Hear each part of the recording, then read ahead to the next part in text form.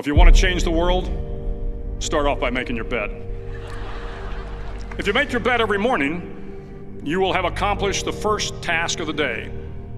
It will give you a small sense of pride, and it will encourage you to do another task, and another, and another. And by the end of the day, that one task completed will have turned into many tasks completed.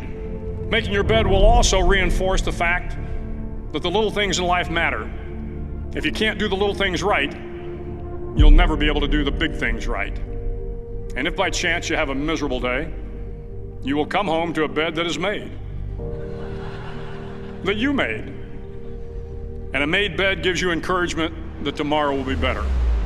To pass SEAL training, there are a series of long swims that must be completed. One is the night swim. Before the swim, the instructors joyfully brief the students on all the species of sharks that inhabit the waters off San Clemente. They assure you, however, that no student has ever been eaten by a shark, at least not that they can remember. But you are also taught that if a shark begins to circle your position, stand your ground. Do not swim away. Do not act afraid. And if the shark, hungry for a midnight snack, darts towards you, then summons up all your strength and punch him in the snout, and he will turn and swim away. There are a lot of sharks in the world.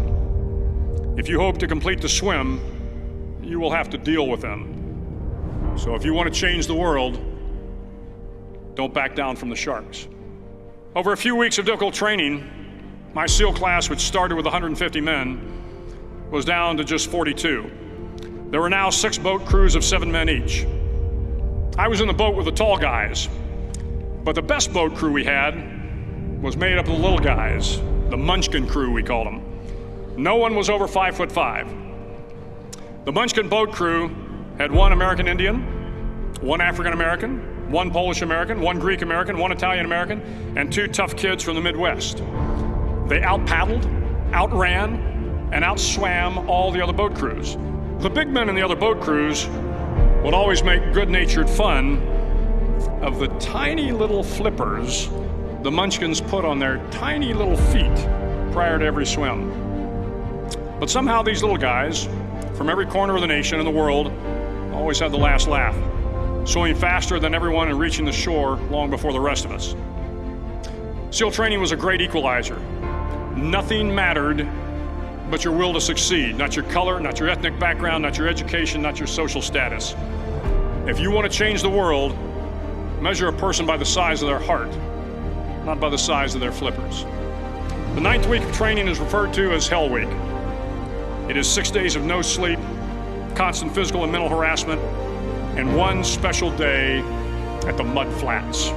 The Mud Flats are an area between San Diego and Tijuana where the water runs off and creates the Tijuana Sloughs, a swampy patch of terrain where the mud will engulf you. It is on Wednesday of Hell Week that you paddle down in the mud flats and spend the next 15 hours trying to survive the freezing cold, the howling wind, and the incessant pressure to quit from the instructors.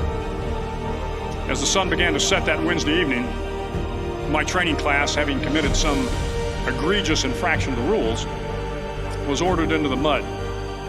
The mud consumed each man till there was nothing visible but our heads.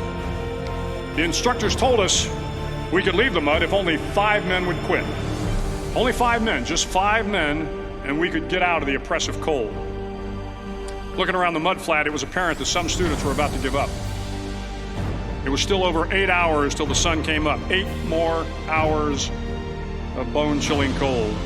The chattering teeth and the shivering moans of the trainees were so loud, it was hard to hear anything. And then one voice began to echo through the night. One voice raised in song. The song was terribly out of tune, but sung with great enthusiasm. One voice became 2, and 2 became 3, and before long, everyone in the class was singing. The instructors threatened us with more time in the mud if we kept up the singing, but the singing persisted, and somehow the mud seemed a little warmer, and the wind a little tamer, and the dawn not so far away.